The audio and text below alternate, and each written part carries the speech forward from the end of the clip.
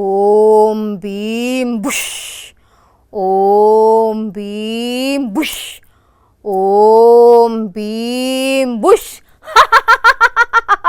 బగబుగి బగబుగి బుష్ డిష్.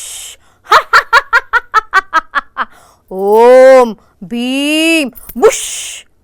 ఓ వాణి, వార్తలు చదువుమంటే మంత్రాలు చదువుతున్నావు, ఓం భీం బుష్ అంటున్నావు అని అంటే ఇప్పుడు మీరు ఈ ముచ్చట చూస్తే అదే యాదికొస్తుందిలా. అందుకే ఓం భీం బుష్ అన్నా. వామ్మో వాయ్యో రాక్షసు బొమ్మ. రాక్షసాకారంలో తెల్లటి ముగ్గు, కొబ్బరికాయలు, నిమ్మకాయలు, తమలపాకులు, పువ్వులు, అట్టి పండ్లు. అసలు రాక్షస బొమ్మ ఎందుకు గీసిండ్రు, ఎవరు గీసిండ్రు, ఈ రాత్రిపూట ఈ బొమ్మతోని ఏం చేస్తున్నారు అంటే ఇగో గీ వీళ్ళే. తిరుపతి జిల్లా నాయుడుపేట బీడీ కాలనీ ఏరియాలో స్వర్ణముఖి నదిలో తమిళనాడోళ్ళు ముగ్గురు వచ్చి క్షుద్ర పూజలు చేస్తుంటే యూత్ పిల్లగాండ్లు పట్టుకొని పోలీసులకు అప్పచెప్పినరట.